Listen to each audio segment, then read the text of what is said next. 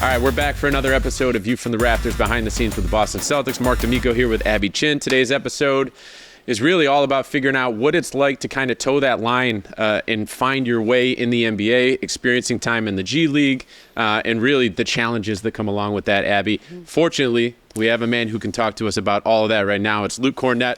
We're going to start out talking to you about that in a minute, though. But first, I want to talk to you about this season. I mean, it's been a lot of fun to watch you guys. From what I've seen and heard, a lot of people have said that this has been their favorite locker room that they've ever been a part of. Can you kind of just tell us and take us inside, and what's it been like from a camaraderie perspective? Yeah, I think it's been terrific. I mean, honestly, love the whole group, everyone in the locker room. It is a pretty rare thing, I think, to have, especially in the NBA. And I don't know, I feel like it's like the perfect storm of a lot of things, but just like a lot of guys just wanting and willing to buy in. And I think something cool is just like also so many guys back from last year. I think we're like kind of just even brought closer in that, but also I'm from top to bottom in the organization. I think we're very both accepting of people, but then also like we have a goal that we want to get to. And so it's like, how does everyone fit in? And everyone, I think that they bring in is very willing and able to buy into that. I mean, yeah, it's definitely special relationships that don't come along very often. And I think it's awesome to hear whenever anyone's kind of talking about it, because I think it is true, and I really do appreciate everyone here, and we've got a great group of guys, and it makes it even more fun to play on the court with them. Speaking of fun, Blake told us about the Bus One boys. Yes. It has caused fanfare online. They're because he threw it out there that there might be some merch. I was going to say, we're waiting for the merch and the song. logo. Yeah. Oh, you have a theme song. Oh, there's a theme song I crafted it in about 10 minutes on the bus on the way to a game. Would you like to share? Well, no, we're here that's for not it. a question. You have to share. We'll say it's we're going to have to pay a little bit of royalties off to Billy Joel from Uptown Girl. Yeah. Because it's taking Uptown Girl, it's Bus One One Boys. And then there's a couple stanzas. I think it's a little bit less exactly our group and more about Bus One Boys throughout the NBA and the weird experiences that you go to when you arrive at the arena at 3 o'clock for a 7:30 game. That's not exactly accurate, but it is hyperbole, and that's a literary device. Okay, I want to hear about the experiences. And we've started with Luke Kornet. But first, I want to hear about that group, and you talk about the special camaraderie in this locker room. How special is that group in particular? Yeah, it's great. It is kind of funny because I don't know if I've ever been on a group where when we were coming on the bus to go to the game, we're talking basically the entire ride, or all bus rides in general, which generally quiet. It's pretty quiet and everyone's got headphones on and stuff like that. But it's, so me, Blake, Peyton, Sam. It was Justin Jackson. Yeah, Jay Jack was a big part, and Noah were a big part of it. But the first part about it that makes it such a strong identity is there's significant and intense shaming if you're ever not on Bus One. Oh. So it's definitely it's all happy and positive vibes, but there's deep, deep fear underlying all of it of being ostracized from the group. And I feel like it's that fear that really makes the best of us all come out. Brings you together. It's a great lesson for aspiring coaches out there. What is the strangest thing that's happened to you arriving at an arena 4 hours before tip? Well, it's a lot of time together too, just that group. Yeah.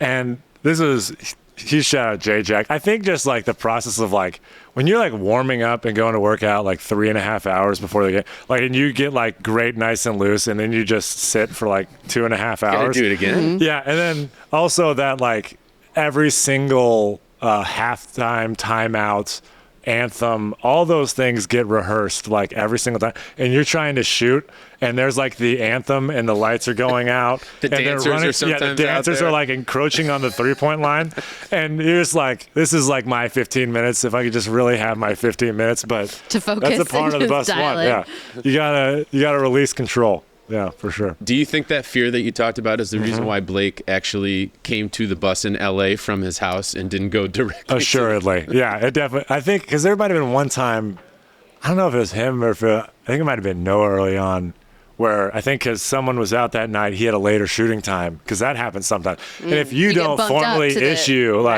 hey, I'm not going to be on Bus One. Is that on a thread, Bus One Boys yeah, thread? Yeah, the group chat. Yeah, we got to. Oh gosh, that's a whole other. Yeah. Yeah, I think that was a part of it, because once someone doesn't mention it, then like there's a whole coming back, like what am I trying to bring them back in kind of process. We don't just accept you back wholeheartedly. It is you have to work you have for to earn it. Yes, you earn love in bus one for sure. All right, so moving on from bus one to the topic at hand today. Obviously, we all know there's some players like Jason Tatum who, they're in the league and they know they're going to be there forever until they choose not to. Yeah. All health permitted. Then there's other people who kind of have to walk that line and really like work their way every single day, potentially through the G League, potentially through two ways, and potentially maybe on that like 14th, 15th roster spot.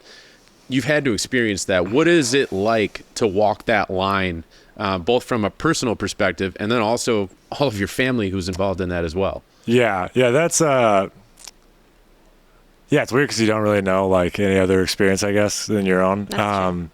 But it is difficult because, like, especially like the ebbs and flows of it, and like there's times where you feel like it's just only going to be up and up and up, and then when it does kind of go down, and like really having to, I think you just really have to like assess and understand and realize like why it is that you're doing this and choosing it and playing basketball, and like whether, especially like for family and stuff like that, when there are a lot less like secure type of positions that you're often like putting yourself into, whether it's like trying to make the team in training camp or going to the G League or whatever that might be. I think you have to like face that a lot, like in a much deeper way, which it's definitely difficult. And I think like, especially on the family side of things, it's hard. And actually this is something that me and Justin talked about quite a bit, but it's like, you really have to like answer those questions and face those questions, because when you might be going somewhere where it's like, all right, I can maybe be here for like a month, but then I might get waived, but then hopefully I make it, but I'm not really sure. And so it's like, do we even move up here? Or are we staying far apart? And especially as you start having like a family and children and stuff like that. It's definitely you just have to face those decisions and really like choose it. But I think something that's great about it is that like you do have to face those reasons and like find out why you are choosing to do this. And hopefully you don't just like keep kind of just like, oh, no matter what it takes, I'm going to be doing this kind of thing. It's like, why is it that I'm really trying to play basketball, and where am I trying to play basketball, and like, what do I want to provide, and what can I like bring, and like all those types of things are like questions I think that like you're sort of faced with, which then if I think you do eventually can like make your way, I think you're a lot more confident in yourself as like a person, as a player, because it is like why you're there and what you bring. And it's funny, it definitely like looks like it definitely is adversity and challenge and like suffering in that, but I think like it is a very purifying thing to undergo, and probably a weird experience for like a lot of guys. And that's even like the same thing of like guys who think they could be stars but end up having to be like role players, and like there's different tiers to that, like all throughout the league. And I think that's something that like in being in Maine last year, I think I was so like going through that year was like, I know why I'm playing basketball, and what it is that like I want my like life and career to look like, that when I was able to be here in Boston, it's like all that stuff stays the same, and you're a lot more like rock solid, I think, in like who you are as like a player and teammate and all that kind of thing. Because in reality, you were built for this, right, Luke? I mean, going through your experiences with basketball, coming out of high school, I read 0 D1 scholarship offers, and you had to bet on yourself playing in an AAU tournament in the summer before you got the scholarship offer from Vanderbilt, and then coming out of college, going undrafted. And how has that prepared you for this? That's like kind of another part of it. That like, it's like honestly a blessing. I now look at it because like I never had it. I never felt like, oh, I have like expectations on myself, really. like when I was playing in high school, it was just like playing to have fun. And my sister who's older was like an All-American and recruited since she was like in 8th grade and all that kind of stuff. And I like didn't have any of that, but it was just like kind of playing for fun. And then like, kind of that whole scholarship to Vanderbilt thing ended up happening, which was like a school I wanted to go to. My parents had gone to, and it just like, praise God. Like he just like laid it out. But I don't know, every step of the way it was kind of just like, oh, you're still playing basketball and hopefully I can keep doing it. And it wasn't until college, just like, okay, maybe I could be a professional, but who really knows?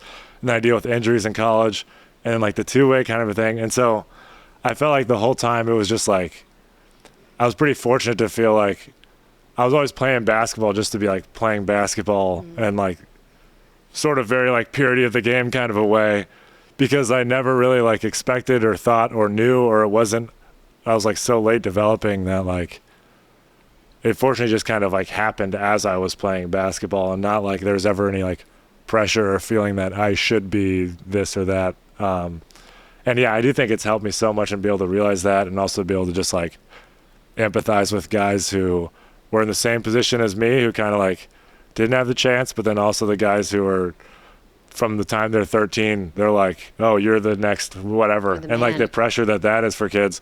And I think just being able to like take every teammate just like as a completely unique situation and just like the person that they are. Because like my own experience has taught me, and it's like, if I was a 7'2" and I was like 6'7", I would not be in the NBA. And like all of us have been also like given like incredible blessings to even like have the opportunity to do it.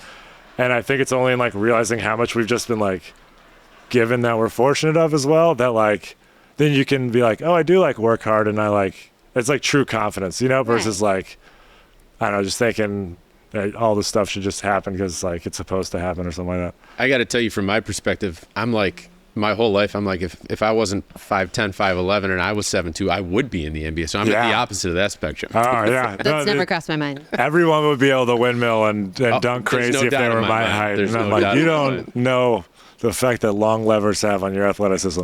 I don't know. I'm just making up words at this point. But an interesting thing that you do that often.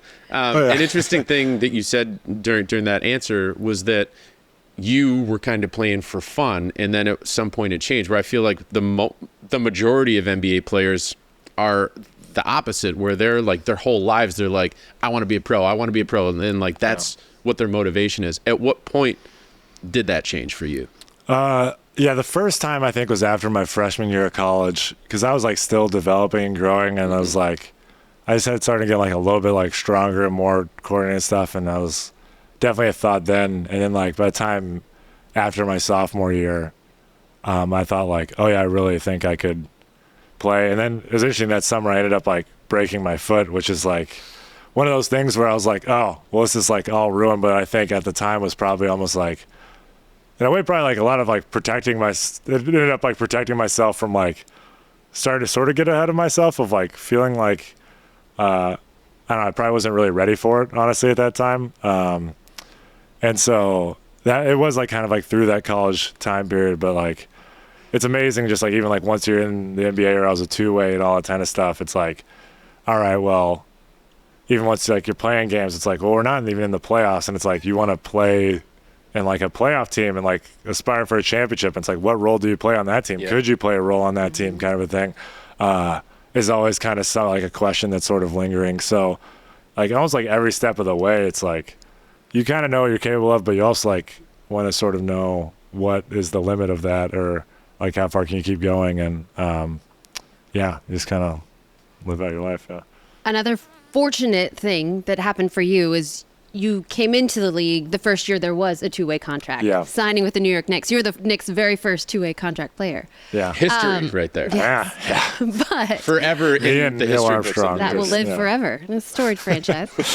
But can you kind of take us through the G League grind? Because it's different. How is it different from the NBA when you're traveling, what you're going through, what you're experiencing? Yeah, the G League's a lot different. I think like, once again, I think I was pretty fortunate, and our team that we had in Westchester, shout out Westchester Knicks 2017-18, great group. Like we had a lot of guys who were first-year rookies, which was like one part of it. But then we also had Trey Burke on the team, who had spent time in Utah and then was like out and playing in the G League. So you kind of had like a part of both sides. Yeah, a lot less luxurious, a lot more, all right, Holiday Inn and Suites here in Canton. What's the restaurant proximity? Because it's like you're just hoping that there's like two places that are somewhat decent that like are less than a mile walk in the snow. And those are like, but it's kind of all fun. Like I think coming out of college, it was like you're a little bit more ready for that. But then coming back when I was in Maine, it is like a very different place that you're kind of at when you've been in the NBA for a little bit, and especially like family and all those kinds of things where, it definitely has its own challenges. And like, I don't know, it's a weird thing where like I feel like everyone is trying to play to like get to the next level, which is a pretty unique part about it, because like you don't really have, there's might be people in college that are like that, but like generally it's not like that, or in the NBA and stuff. But I I think that aspect of it is probably the most challenging, because especially for myself and how it was like, oh no, there's always like the certain way that we're trying to play.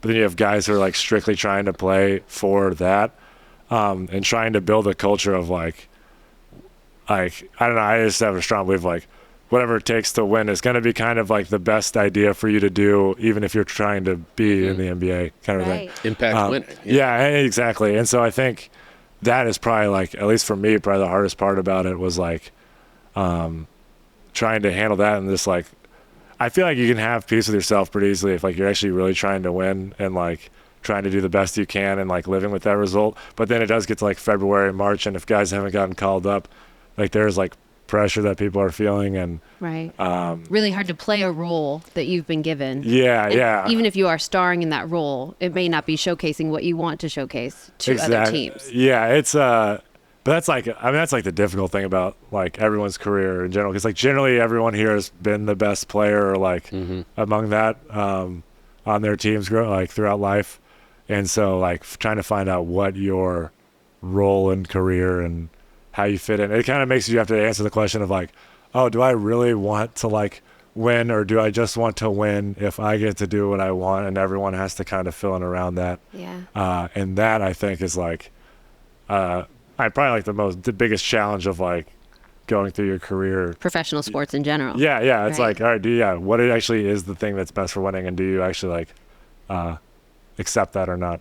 Which kind of goes back to your original question, is what makes this team and this group with the Celtics this season so special, and everyone has that one mind on the mission. Yeah, definitely. And that's like, I mean, obviously it's been talked about a lot, but we have so many guys who could have different roles in other places. And it's a funny thing when it's like, you've got some guys who might be playing like 20 minutes or 10 minutes or 0 minutes who like the next game could be playing like 30 something and be like the best player on the court. And it's like, it's a complete like, like a gift of like a spoil of riches kind of a thing. But at the same time, it's like, it's hard to accept that night after night of like coming off the bench when you know you can start, or starting but playing like a lesser role when you know you can play a major one. But I think we do have a great like character of our group, and like Joe's done a great job, I think, of just like reinforcing it of it's like, like what are we truly here for, and like everyone's kind of falling under like what's like the truth that makes us the best team, and like we can all be accountable to that. Don't know if I've ever seen a team in my like 15 seasons covering the league that everyone has bought in on that, and regardless of where they think they can be or where they think they should be, everyone buying in. It's really been impressive to watch. So the credit goes to you guys though, because in the end, that's an individual decision that every single person has to make to accept whatever that role is for them on this team. Yeah, and that's like a weird part. It's like, it's funny where you can be like, all right, well then how does like, how do you kind of harness that? And it's like, it both comes from like every single individual, and then also from like leadership, and it just like kind of all has to just like mesh, and just like you kind of realize like every action you can take on any daily basis of like, whether you're like frustrated or whatever it is, it's like, all right, well, am I going to be accountable to like what actually helps us, or am I going to like kind of put myself first? And like every person has that decision every single day. And I mean, the more we're just like reinforcing the team one, it really is amazing, because it's like every single person I think like has a role in it, and there's kind of no way to get around that. And they've all performed at a high level within those rules. That's the craziest thing to me, is you can accept it, but then to be able to perform within that's a real challenge. Yeah, I think that's like the beauty of it. If you like truly align yourself to like, all right, what's the best for us winning, then when you have your 10 minutes of like, all right, this is my time to do my job, and like of helping us all, and then like also then when I have to step back and like not play at all or play less than I hope to, it's like you just have to like trust that it's actually for the best of the group. And if that is like your top priority, then it's a lot easier to accept than if you're kind of like looking over your shoulder, like protecting yourself the whole time. Which I do think we've been very fortunate, like the type of people brought in, and like our leadership is just like to help guys actually feel like safe and comfortable, where it's like, we trust you. And I think that's also amazing, like how much our coaches just like trust the players, and know like if we're going to go far, it's like we have to rely on you guys, and like vice versa. And just works out that way. That's the team atmosphere here with the Celtics. What about at home? And you talked about that a little bit earlier in this journey, and that you're constantly asking yourself, why am I here? Is it worth it? How do you balance that, and how do you make the decisions to keep going, or to, like you said, you grew up in a basketball household. Your dad played professionally. He also eventually went on and played in Italy. How do you kind of decide what's worth it, and what makes you keep going? Yeah, that's like, I mean, honestly, at this point in life, it's like literally just like an every year decision where it's like you kind of have to assess, and then like once you have like agreed to be there, then it's like, all right, I have to like honor this commitment. But I think it's just like important as like husband and father. It's like our job kind of being to like serve first and foremost, and so it's like I like you have to be like brutally honest with yourself of like, am I actually doing this for like the well-being of like all of us, and or am I just doing it for myself? And do I actually feel like what I'm doing here is like good? I think about these things a lot, but like, but those are the They're questions big. that are going through Yeah. everyone who's gone through that situation. That's going through everyone's head. Yeah, and It is when they have other people who are relying on them. Obviously, if there's a single 19-year-old guy out there, it's a little bit different. Yeah. But when you've got a family, those thoughts are going through everyone's head. yeah, and I think I'm like also incredibly fortunate because of like my dad and my mom, and just like, yeah, my dad did play, but he was retired by the time I was born, and then he was like our PE teacher, basketball coach throughout life, and like Wow. watching us kids at home. And my like mom was like a news anchor, so was working, and like I think that kind of just like example of like sacrifice and service is really important. And even for him, it's like to his like parents, and all like the sacrifices that they've made. And so that's like where you kind of do realize it's like, it's kind of like the no man is an island kind of thing. It's just like, we have so many people that like, if you're alive, like there's people who's like helped you to get there and like to make you be there. And so it's like,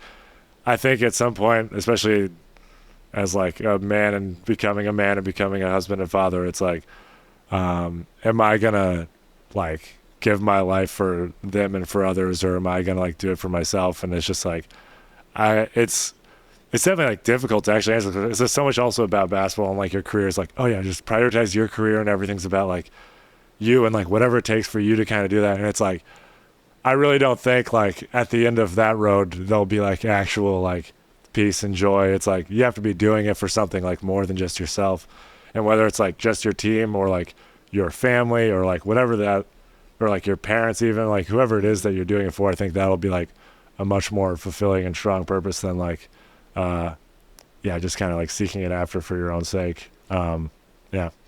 One last one for you before we let you go. The 21-22 season, that seemed to kind of be like a crossroads for you in your career, where you know you get traded over to the Celtics in March of 2021. You sign with the Celtics, waived, then a couple two ways. Then you come back as an affiliate player with Maine, right? I think I have that process correctly, the order of which that happened. How challenging was that particular year before you signed full-time with the Celtics to make that run to the finals? Yeah, that was, I feel like especially that summer before, because I was like, yeah, coming off the year with Boston after being traded, which like, yeah, traded, that was like a really difficult experience, which is also like, it's a crazy thing getting traded, especially like we had just had our daughter born like 2 or 3 weeks before. Oh, man. And so that was terrible. Yeah. But like, You're like, do I have to actually go there? because like a real part of getting traded, and like for a lot of people and circumstances too, is like a feeling of sort of being like given up on / it didn't Rejected. work. Yeah. And that's Yeah. like, I think you kind of try to push it off, but I think it's like pretty real for most Yeah. people. I mean, sometimes it's like, like I feel like Derek coming from San Antonio here is a little bit different, but also even for him, it's like, Hard you're not to take it moving and you're doing it. personally. Yeah, exactly. It's like a difficult type of thing. And I think like, so that was hard. And then like coming back from off the year and just like having not had a great previous 2 years, and then I had like ankle surgery that summer, and it was like, all right, you're going through free agency.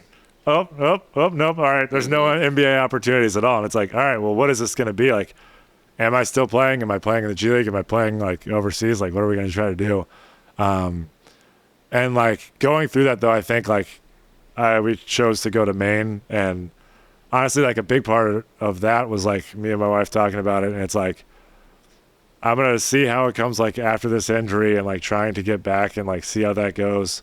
But like a big part of it was like, I want to treat it as like, this is the season that we're spending in Maine, and like, don't like not let it, don't, or like serve the people there and like play for the team there. And like, you're there for that group of people. Like, you're not there just to kind of get out of there. And I feel like that helps so much that like eventually in February when the trade deadline happened, called up, which that I was even kind of surprised by and wasn't really expecting. But Earned like, it though. Yeah, it was, but it was like special to be back, and I feel like to be even like more like affirmed in that purpose of like, I'm going to be here just for like the team and for the guys in the locker room. And like, I don't really care about anything else other than that.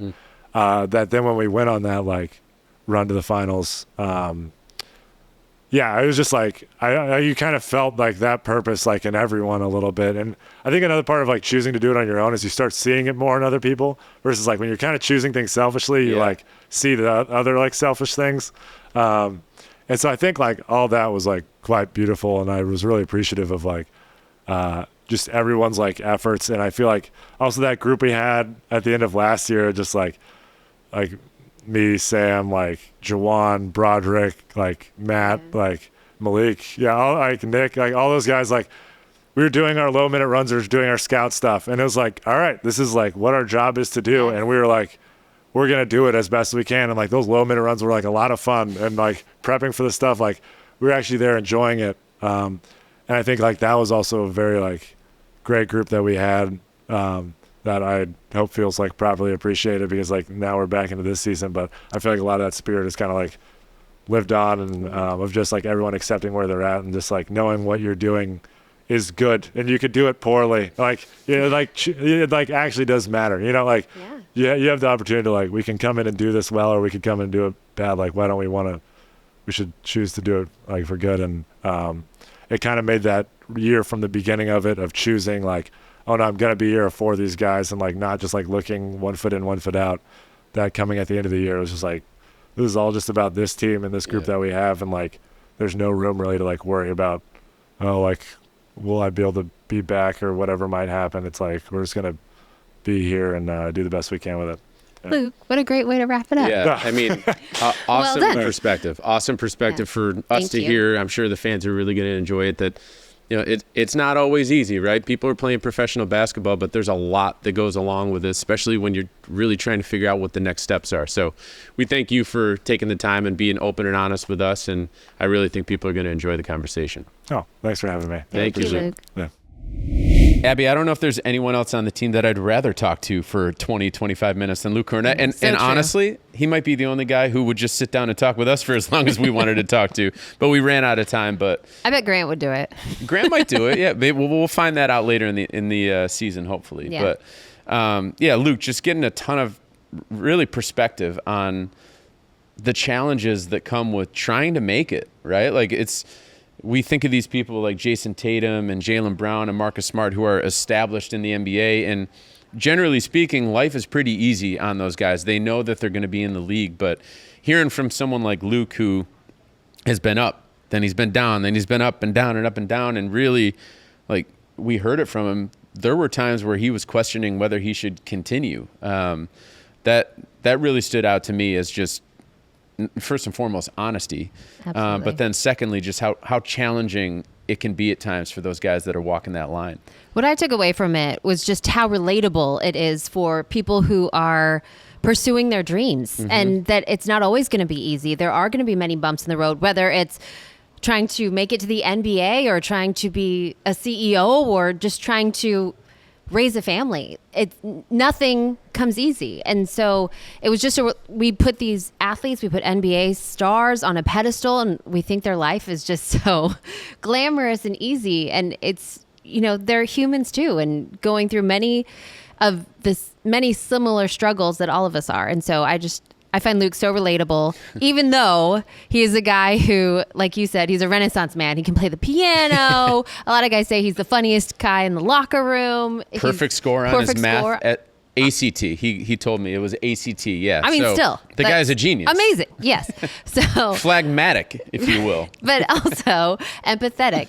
And it's nice to be able to relate to that kind of, I don't want to say struggle, because it is a struggle, but it's not in the way that I think many people struggle, but the challenges and adversity that he has faced. Yeah, and the other thing that I thought about in the aftermath of that conversation is for him, like, he went to Vanderbilt. Like, obviously, we just talked about the ACT scores. Like, he's probably going to be able to jump into whatever, a line of work that he wants if the basketball side doesn't work. Yeah. For some of these other guys who are towing this line and walking this line, basketball is all they know. It's all they've committed to for their entire lives. He was the opposite of that. He said that he was kind of just doing it for fun while he was, preparing to go to college and whatnot. But which makes it harder to that's justify. What I'm saying. Yeah, think about how hard it is for the guys who, if they're towing that line and might not make it, like, what is that next step in their life? And they've got to think about this on a day-to-day basis. I can't imagine that much weight being on my shoulders every day going to work and like, okay, like this might not work out. What the heck is next? But to me, that's the life lesson that I took from Luke, is that no matter your situation, if you're passionate and you put 100% of yourself into it, usually good things come of that. And it's great to see that happening for him. And I think it's also something that I try to keep in mind. Well, it was interesting hearing from him on the personal side, like the player side. And now we're fortunate enough, we're going to hear about the business side from the current general manager of the Maine Celtics and the former head coach of the Maine Celtics, Jarell Christian. He's coming to sit down with us right now, and I can't wait to hear what he has to say about, like, how do you handle this stuff from the executive side of handling these players who how important these decisions are, but you also have to look at it, from a personal perspective, but you also have to look at it from that business perspective of the Maine Celtics and the Boston Celtics really trying to accomplish goals. I'm really looking forward to that conversation. Jarell is a guy who has experienced almost everything there is in basketball, from playing at a small school, coming up through the coaching ranks in the G League, in the NBA. And so he has a really unique perspective, I think, and an all-encompassing perspective. So I'm excited to hear from him. Wealth of knowledge incoming from Jarell Christian. So without further ado, let's toss it over. Here is our conversation with Jarell Christian. All right, so we started out this episode with Luke Kornet talking about how he balanced the bouncing around between the NBA and the G League from a personal and a player perspective. Now we're bringing in the business side. We got the man who's calling all the shots for the Maine Celtics, Jarell Christian. Jarell, first and foremost, thank you for joining us today. Oh, thank you for having me. I appreciate it. Absolutely. And secondly, we want to hear about the business side. Yeah. How do you go about making decisions and assessing players, who's going to come in, who's not going to come in, when you know that these guys' careers could be on the line based upon what decision they make? And everyone's ultimate goal is to get to the NBA. Exactly. Yeah. I mean, I think the first part for me is always trying to figure out if the players align with the values that we have as an organization. If their values don't align with what we believe in here in Boston, it's a red flag. I don't even look any further. So it's a lot of conversations I have with the player before we bring anybody in, and a lot of conversation I have with their agent. Just trying to figure out what their goals are in the long term. A lot of my conversations with, especially guys who have been in the NBA before and are trying to make it back, my first conversation is always, what is your pathway of getting back to the NBA and how can we help you? And if their answer doesn't align with what our head coaches or our coaching staff in Maine believes that they can add value to the team, then that conversation stops right there. So my biggest thing is always trying to figure out how we can get them back to the NBA, and if what they're trying to accomplish aligns with what we want to do in Maine as well. So it's a lot of honest communication, a lot of hard conversations on the front end. So hopefully when things present themselves throughout the season, we've kind of already got it under wraps. Luke kind of touched on that is a challenge of that league, in that you are playing a team game, but everyone has individual goals. And to get people to be in the right headspace to be able to align behind one mission, how much of a challenge is that, and how do you navigate that? It's very challenging, and I think that's why that first conversation is so important. A lot of times those conversations are the first conversations they're having with someone in the Celtics organization, no matter what level. So you have to be intentional with what you're communicating and what you're messaging from the jump. And as long as those messages are consistent throughout the season, those guys usually can navigate it. But, Ariel Shayok, Denzel Valentine, Luke Kornet, Ryan Archidakino, Theo Pinson, all guys that have been in the NBA for a little bit and we went through the Maine Celtics organization and trying to get back to the NBA. And my conversations with most of those guys were, can you make your teammates better and can you impact winning? Those are the quickest ways to get back to the NBA. If you think you're going to come to the G League and just score 45, 50 every night, it's probably not going to be your best avenue to get back. So it's like, can you impact winning and can you make your teammates better? And once we all are aligned and on the same page with that messaging, it's kind of easier from there. So I'm curious because you were the head coach of the team last year, so you've got great experience of knowing how well players buy in and if they live up to their word and all these types of things. I'm just curious from your perspective and what you've seen around the league, not necessarily just with the Celtics, but how difficult is it to find guys who are willing to accept that Be a part of the culture. they need to come in and try to impact winning. Yeah. And impacting winning doesn't always, it could be setting great screens. It could be crashing the glass. It could be being in the right place defensively. It's not always about putting up 30 points on 15, 20 shots.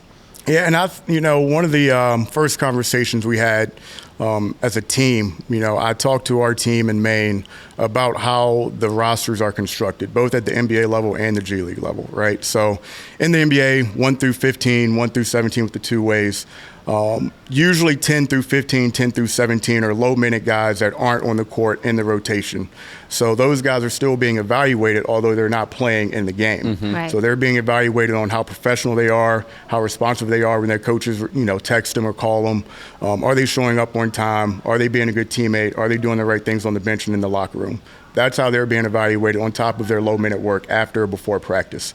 And so my conversation with the team in Maine was, we've only got 12 players on the roster, right? Head coach could play 8 or 9, so 10, 11, and 12, that's how you're being evaluated. And it's like, can you be a star in that role? Can you be a good teammate? Can you show you're professional? And then when you get your opportunity to be in the rotation, are you ready and are you prepared for it? And so it's funny how those two things are so very similar, because when you're not in the rotation, all you want to do is play. All you want to do is find a way to get into the rotation. That's what they all know, right? And so that's why when you see players talk about it, like everybody got to this level because they have some type of confidence and some type of chip on their shoulder, right? And so it's those guys that aren't necessarily in the rotation that are still coming in and being great teammates and busting their butt to get on the floor that you have the same issues in the G League, and those roles in the G League are, can you be a great screener? Can you get guys open? And then if you can do that at a high level in a small dose, then maybe the head coaches can give you a little bit more of an opportunity. But it's like, you've got to be able to be a star in your role, whatever that may be. Your role on the Maine Celtics might be a defender and a rebounder and a corner 3 shot maker, and can you do those things? But if you go to a different team, your role could change. So I think that's the part that players have to really figure out, what can help the team win where you are. And once you're able to exceed in that, then I think you give yourself the best chance. Do you mold those roles in Maine as if the players were here? Like if someone was going to be like Luke, Yep. right? For instance, great screen setter and whatnot. Is that all he's doing in Maine? Like to try, yeah, exactly. Or like for a guy that might be a 3-and-D type of guy up here, do you use him as a 3-and-D down there, or does that change? Yeah, so my philosophy on that's kind of changed. I've been in coaching for a long 13, time, right? 14 years. Yeah. I've only been a GM for half a season, right? So the lens that I look through everything is being on the coaching side, understanding the dynamics of a locker room, understanding the dynamics of how you get a team to be one connected group. And so to your point with, I was very fortunate, blessed, grateful that Remy Cofield put together the roster that he did for myself in Maine last year with Sam Hauser and Luke Kornet. Yep. Because everything we did in Maine was basically as if they were going to be here, right? And so it wasn't going to be, Sam, you're going to come in and take 25 threes. Yeah, bring the ball up the court. Yeah, you're not going to be in a ton of pick and roll. Luke, we're going to limit some of your threes. You're going to just try to be a guy that can connect both sides of the offense and be a rim protector.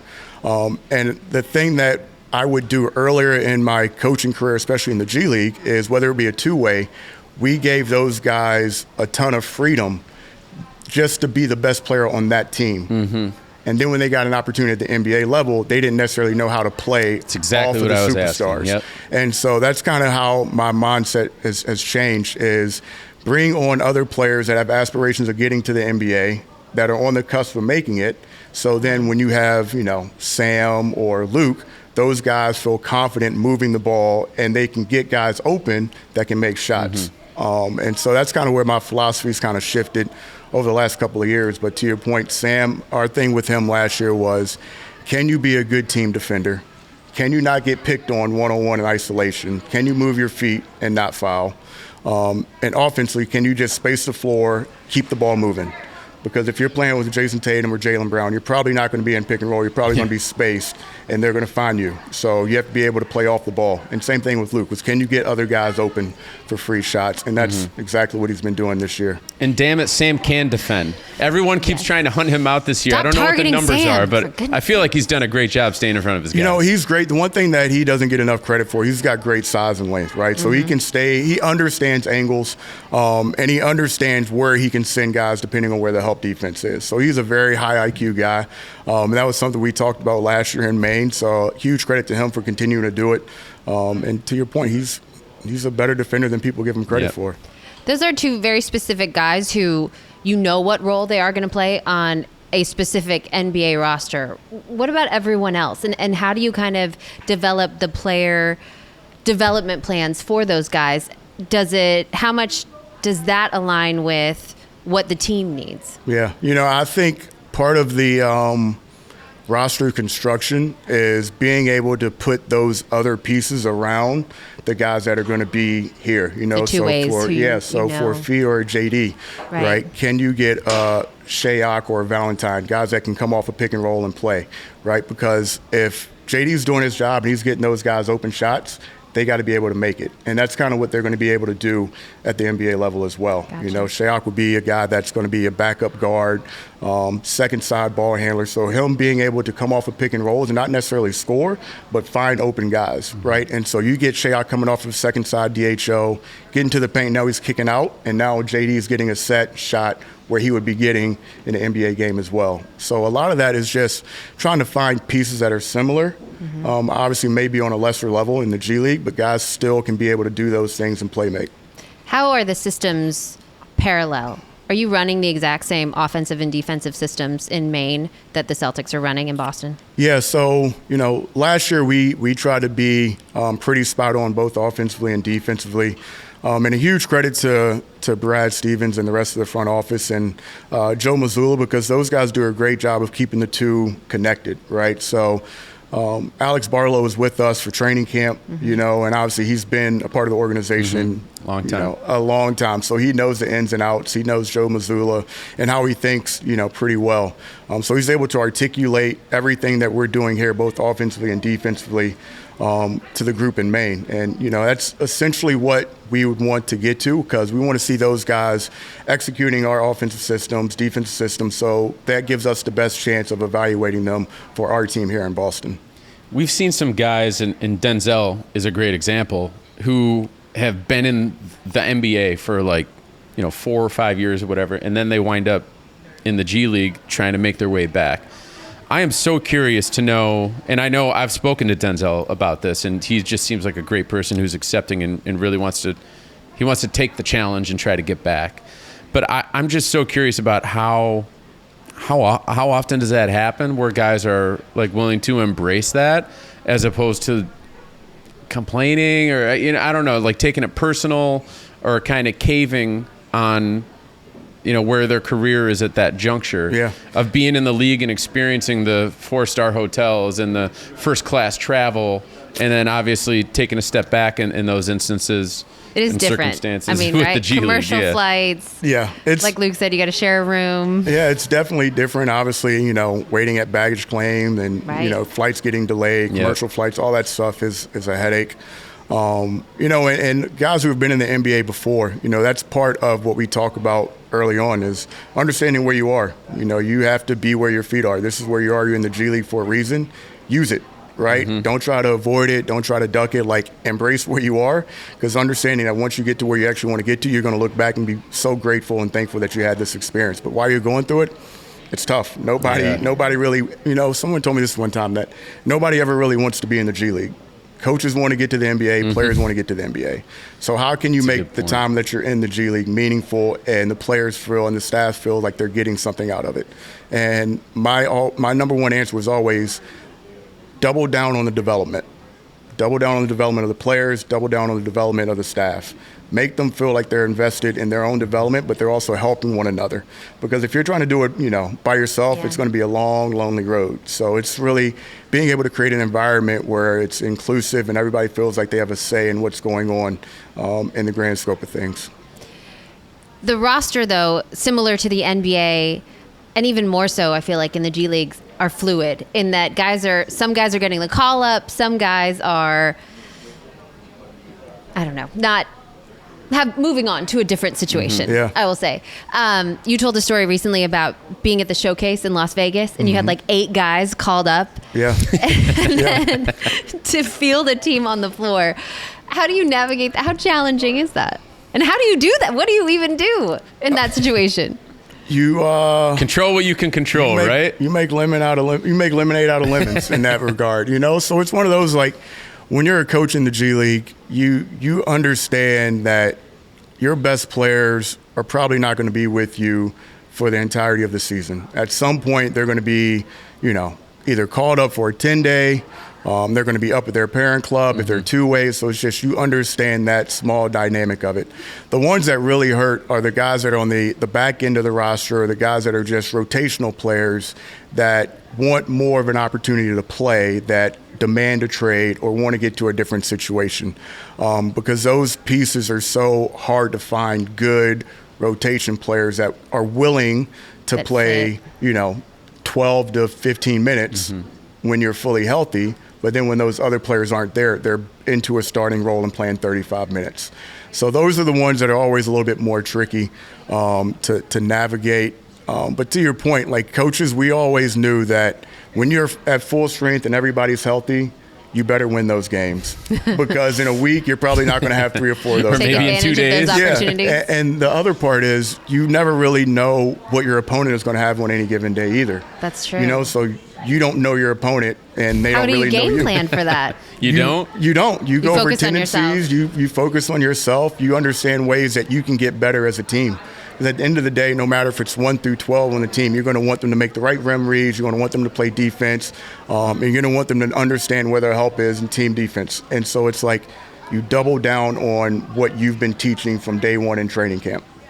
It's so unique because, and I kind of threw this out to Luke, that like in minor league baseball, it's the same as MLB. There's not really like the individual not so hunting. Many moving pieces. Yeah, exactly. And there's not so many moving pieces. It's just totally different. It seems so unstable down there, but like somehow these guys battle through, which leads me to the last thing that I want to talk to you about. And I think you've covered it a little bit in spurts here during this conversation, but what is it that's working here?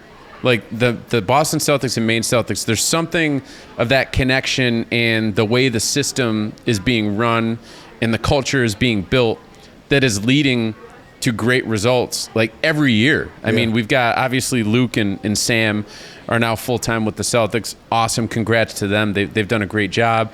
But we might have that coming next year with more guys. And we had Taco Fall here who was here for a couple years, who was doing a great job and being a great locker room guy, and then actually made some plays out on the court for the team at certain times. So what is it that's working? What's in the water here in New England that is leading to the success between the two franchises? Yeah, I mean, I think first and foremost, it starts with our scouting department doing a great job of identifying not just talent, but talent with high character that could potentially grow to be on the Boston Celtics in some capacity.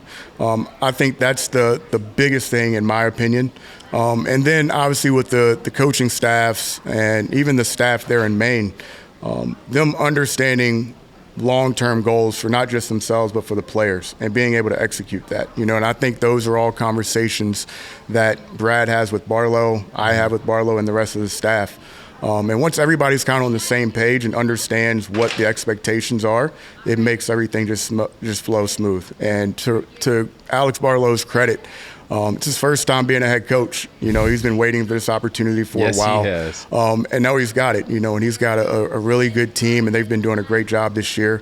But the other part is that we don't necessarily jeopardize or compromise the wins just to basically, we don't try to just get talent just to get wins. Mm-hmm. We want to focus on the development, right? And in order to do that, you have to have a certain character type of player. And so we're never going to compromise that. We're not going to bring in a low character guy that can go out and get you 50.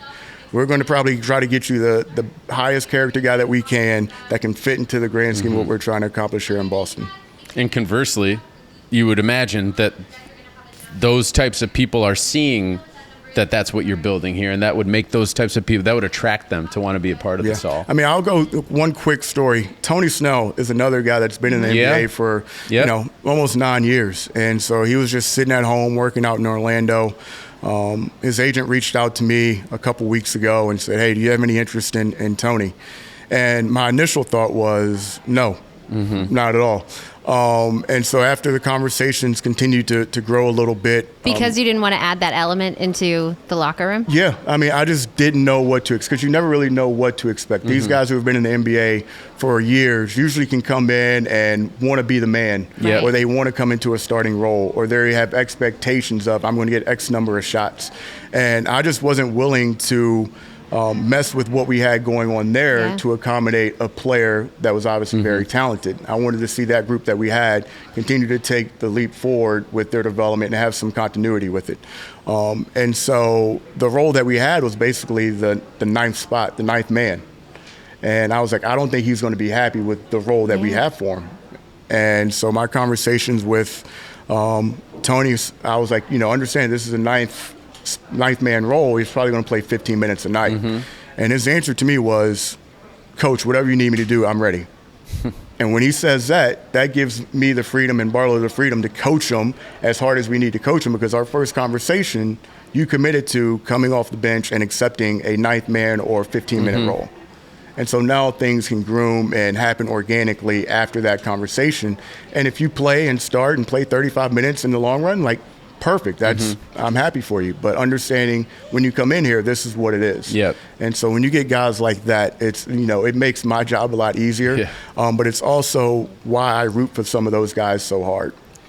And credit to you as well, Jarell, for finding those people. But just to be clear about who you are the Brad Stevens of the Maine Celtics, gone from head coach to GM in a year, and clearly have a great handle on everything that's going on. Thank you. I mean, I've got a lot of great advice, and Brad's always there to, lend a hand, or if I have any ideas that I want to bounce off him, he's always open and honest, and we've had a great relationship over the last couple of years, so I'm thankful for him. Well, we're thankful for you, because as I said, something is working. Something is working, and it's been great to hear, not only from Luke, but also from you about what is leading to this success and what really goes on, and for those players who are towing that line. So, Jarell, appreciate you coming on. Good luck the rest of the season, and we're looking forward to seeing what the Maine Celtics have to deliver the rest of the season. Thank you. I appreciate it. Awesome. Thank you. Thank you.